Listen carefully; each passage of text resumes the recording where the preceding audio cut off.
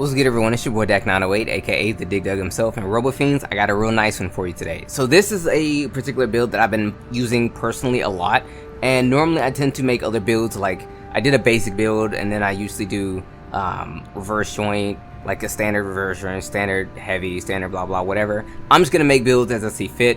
And also at the end of the video, if you guys want to request a particular build type video, please put it in the comment section. Like, say your comment, whatever it is, like, yo, this video sucks, by the way, make a blah build. Do that, okay? I'm requesting your builds. Give me build ideas and I will tackle them. Yes. Now, moving over, this particular build right here is my current personal build. It is a lightweight tank build, and it is amazing. Let's show you what I'm talking about. So, its name is Scarf. More on that later. And the whole point of it was to have a tank that was as fast as possible. Now, in the previous games, they had lightweight tank tread, so to speak, but none like this. This is insane. This feels genuinely like any other AC, beside the fact that it's actually a tank and, you know, so on. But look at the stats, okay? So the AP isn't super high as far as tanks go, but that's because it's a lightweight, it's a genuine lightweight tank tread build. So the AP is pretty decent. It's still decent. Not as high as you would expect for a tank, but still decent nonetheless, because you get some bipedal builds that are roughly around here, and this is medium bipedal AP range, so to speak. Now, the other defenses are pretty standard, about 1,000 so in each area. The speed is what we're really targeting, though. If you look at the speed, it's 365. This is huge. This is quick. This is fast for a lot of builds, and honestly, it's really funny to have a tank be this fast. Now, the whole point of this particular build was to have a fast AC but still use big heavy weapons. The problem with big heavy weapons is that when you go to fire a big heavy weapon, your AC tends to have to stop and take a firing stance and shoot it. There's lots of recoil to it.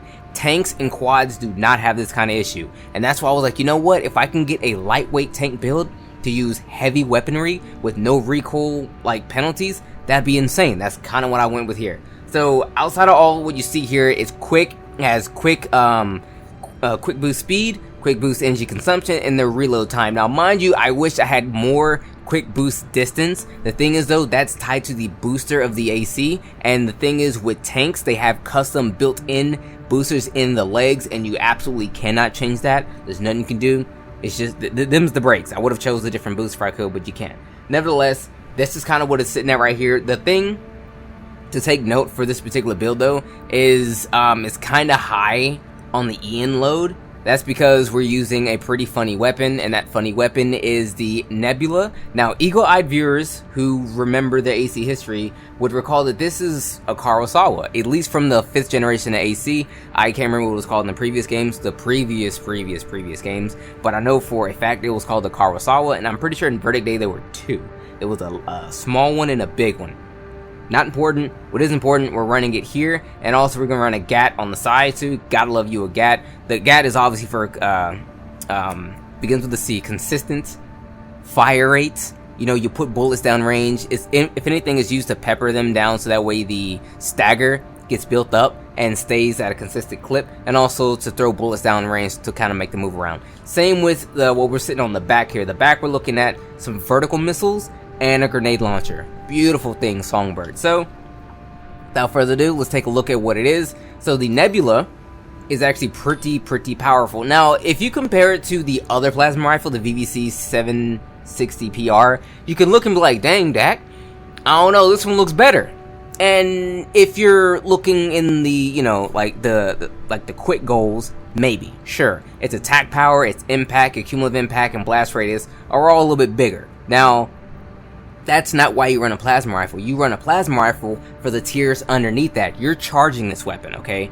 So the charge attack power, charge impact, charge cumulative impact, charge blast radius, and heat buildup are all less than the Kurosawa. Now, if you look at the Kurosawa, its charge attack power is like 600 more than the other, and everything else is just better, flat out, you know what I mean? And when you're charging this weapon, that's what it's about. That's where you're gonna get the most of your damage and everything from. So I chose to go with this. However, if you don't have this weapon, because this is a secret weapon, a hidden weapon if you will, you can use the standard plasma rifle. If anything, you're probably gonna do a little bit better performance out of it because you're using less EN and it weighs a little bit less, so you'll probably go faster and recover energy a lot quicker. So think about that. If you just gotta have speed but still keep the spirit of the build alive, you can run this one to have like better maneuverability, but still have a slapper of a weapon and a plasma rifle. They're pretty nice. In your other arm, we're looking at a gat.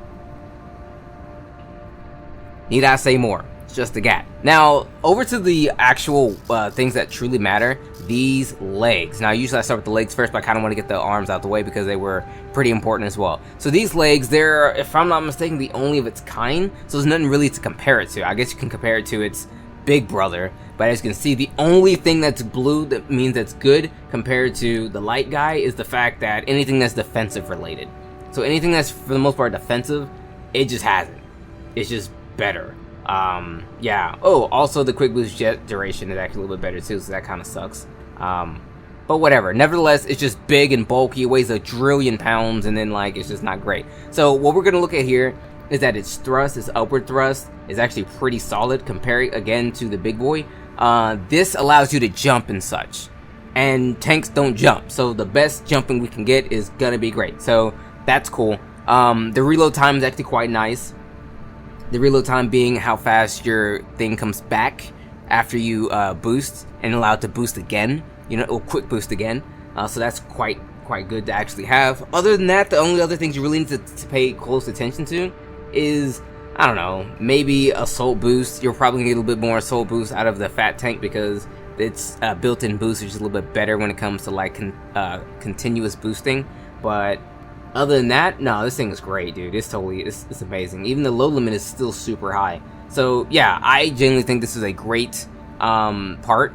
Probably a little overstated. Honestly, the only thing holding this thing back is like the fact that the low limit in the AP is much lower. Other than that, this thing's incredible. So this is a hugely good part. Now, the arms were a bit of contention for me. I fought for a long time, did tons of studying. I did like 5 or 6 matches a piece. That's a lie. About 5 to 6 matches in total, about 3 or so a piece, trying to figure out if I want to run the Firmeza arms or the Noct arms. It was a tough one because the thing that keeps Noct in contention with a lot of other arms and a lot of other builds is the firearm specialization. That, if you guys don't remember, I'll show you real quick. Higher value improves target tracking performance. So when you're using a GAT, the only point to a GAT is to put lots of bullets down range. Those bullets don't matter if the target is moving and you're not hitting the target. I mean, dude, you know what I mean? So it's pretty important to have this when using a GAT. And the thing that makes this one so amazing is that it has the absolute highest, okay, 160. That is insane. Now, the arms we're using, Firmeza has, what, 122? Not bad compared to literally everyone else. It has the, whoa, not the highest, that would be Melander 3, but there's things with Melander 3 I didn't necessarily want to use. It's weight and so on, because we're being light and we're going for speed and whatnot. But you could probably get away with this if you have this particular set. But I tend to try to not make builds based on these parts, because these parts are pre-order bonuses. I'm not going to do it now. Maybe later when they make it available to everyone, or if it is technically available to everyone. But for the time being, I'm going to try and leave these particular parts out. But because they're kind of pretty overstated too. They're pretty gosh darn good. They're good for a long time. But what I was looking at was lightness and the firearm specialization. Another really decent thing to look at though is recoil control. Now, I spoke about how recoil doesn't necessarily matter too much on a tank. Maybe I did, maybe I didn't. Maybe it was in another take that I said this. But the whole point of running a tank is to have big weapons that require you to take a firing stance that essentially stops your AC, shoots the bullet, sits for a second, then moves again. Tanks and quads, they don't have those issues. But what they do still have though is, well, which is still an issue, is recoil control. This dictates how accurate your firing is. So like if you're rapid firing, which is what a GAT is trying to do, this determines how accurate it's going to be. Now, I ran a bunch of tests trying to find what will be a really good setup, but honestly, to get what I want, the firearm specialization and the recoil control, the best of both worlds, technically, kind of, almost, sort of, is this one. You tend to spray all over the place with this one. You're more accurate with this one, you know, and at the end of the day, accuracy is kind of really freaking important. So yes, you're accurate when you're keeping a beat on someone, but like when you're actually shooting the bullets themselves aren't accurate. That's the recoil control. The bullets themselves aren't accurate. But this is kind of the best of both worlds in a sense. It's the best I can technically get at this time of making this video. So for right now, it goes on the build. This is also a nice contender if you have it. And of course, Midlander is also a really nice choice. Now, for the core, I'm not gonna hold you. I don't really think I found an AC core that I really liked outside of this one. Firmeza is just like that good. I think I was also using Midlander 3 at some point. It has better defenses, yeah, and realistically, that's about it. Now, there was one thing that it does have that's really nice is the higher the value, the higher this value, the quickly the generator resumes supply after eating consuming action. So what this means is when you do a boost, let's say you boost or something like that, how fast do you get that back? You know what I mean? That's pretty quick, but I'm losing like 14 points. Not the end of the universe for me. So I'm gonna stick with this one. It's just better. Knock would be good, but I did not know, but this thing, the EN load on this one, it's ridiculous. Like if I put this thing on, as you can see, I just can't do it. There's not enough juice in the backpack for me. So we're just not gonna do it because the output is too high. So we're going back to this one. Firmeza is very, very solid. It's a lightweight. It has really good stats and it's great for the speed and everything. That's what we're going for. And it works quite well with the internal booster and the legs. Now for the head is gonna be Midlander 3. I'm sorry, dude. Like, if you really want another head, you can probably do this one. This one is pretty good too. The problem with this one is that, like, well, it's not really a problem, honestly. It weighs less, so it's technically faster. I just wanted to use Midlander 3 because you're losing a lot in terms of defense already. So I decided to run with Midlander 3 to kind of get my defense up. Outside of that, it's still fine, dude. It's totally fine. You could run either. It realistically run either. This is a great head if you're wanting a quote-unquote smart head. These are heads that we used to use back in the day that just had great scanning ability, great lock-on ability, things like that, but those particular attributes are kind of slotted to other things.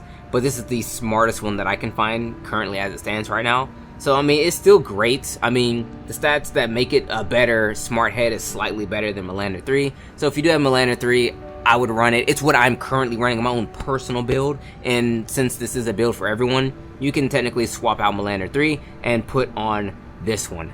It was what I was using, a lot of dubs in there, before I put on Midlander 3. So yeah, there's that. Now for the back units, we're running big guns. So we're running the vertical missile launcher. I'm still in contention with this.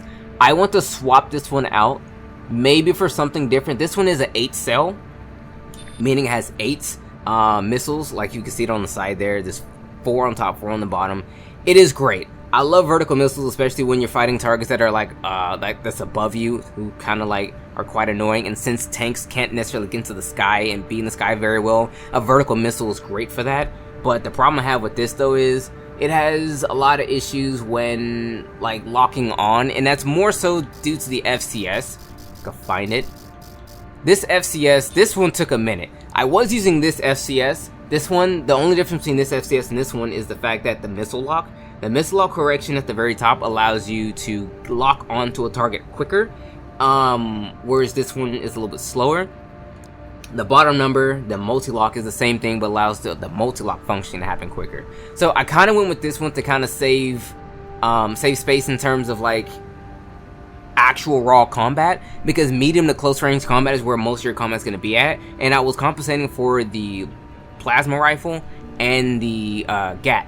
I was super worried on having your primary weapons be as accurate and as useful as possible to you, so I kind of made a sacrifice and choose to run this FCS, so that way you can have the ability to use those primary weapons more accurately, when you really think about it, the missile is mostly for keeping your opponent on his toes, because like if he just stands there, he's getting hit with the missile, so he has to move, so you can kind of like force him in and out of a particular situation.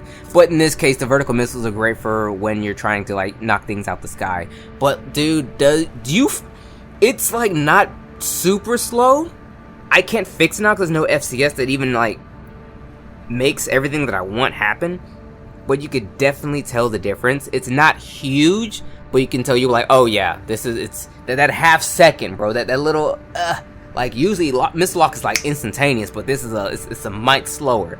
And Is it a big deal? Maybe, because when they boost out the way, you lose lock. So it can get kind of annoying, but all in all, I've had lots of success with it. It's just something you have to keep in the back of your mind, because a lot of my builds are actually based off of this particular FCS right here. So I have to readjust my timing for my missile lock. That's basically it. If you run this FCS right here, and then you're going to use the one that I'm suggesting, you'll notice it too. It's not the end of the world, but it's something I wanted to at least note. This is the small caveat that's not great, but I believe it's still worthwhile, and it's actually a good part worth using for this particular build. Booster is negligible. So the generator, we kind of bounced all over the place on this particular build. I apologize, but let's get to it. The generator, the VP20C. Dude, I don't know what they are doing over there at VP or whatever, or this particular company, whoever they are. They just make the best generators, dude. Like, their generators are just better. Like, if it has great stats, they're either relatively lightweight or have great things you want going for your generator. So this particular generator, let's compare it to the one I was using previously. The one I was using previously, the only thing it has over is that it's literally lighter. Dude, that's it. It's lighter. That's it. And if you wanted like more basically everything else, you just go to this one. Yeah, it's a bit heavier, but it's still better than basically all the other ones. You know what I mean? Oh, except when you get to these super lightweight ones where they're like really insane when it comes to like the recharge and everything. These are the ones for the people who are boosting all over the place. So when we do the super lightweight builds, we're 100% gonna run into these because you need that boost back. You need that boom, boom, boom, boom, boom. The up, down, left, right, side, all around the place. You confuse your opponent. That's what these are. We'll get to this later. But for what we're using, what we're doing, this is the bad boy right here. Now, there is a case to be made for using this in your particular build, your lightweight tank build, but you have to understand when you do this, you're limited on the weapon choice by a good margin because, you know, capacity. But yeah, this generator, godlike, I love it. They're all great. Did we cover everything? Yep, yes we did. Oh wait, grenade cannon, songbird, dude. There was a grenade cannon I used in Armored Core 4 that did like dumb amounts of damage. It required you to take a firing stance to do it though, but when you shot that thing, it was insane. The blast radius was enormous and damage was insane. This thing is just like that, but it shoots too. It's a thing of beauty, dude. Let's say you have someone staggered. If you shoot them with this, you'll probably clean it for like 40 to 50% of the HP off the top, okay? Also, on the other foot, if you hit someone with this raw, odds are their stagger is almost maxed out, if not basically max. This weapon is nuts. It shoots let me show you, dude. It shoots fast, shoots too, and it's super accurate. It's amazing. I quite like this thing. So, this is the build. This is Scarf. Scarf, again, is my lightweight, mobile tank that packs a lot of firepower. You can probably lessen some of the weapons that you see on here to kind of make it a little bit quicker or more akin to how you want it, but that's kind of how I'm running this particular AC. This is my build to you. You can change things, of course. Feel free to do so. But with that said, everyone, that's all I have for you guys today. Remember, if you want to request a particular build, like, hey Dak, make a heavy tank or make a quad AC, almost couldn't get it out, almost had a quad tank, but that's weird. Put it in the comment section, let me know what you want, and I'll get back to you guys as soon as possible. With that being said, it's been your boy. Take care.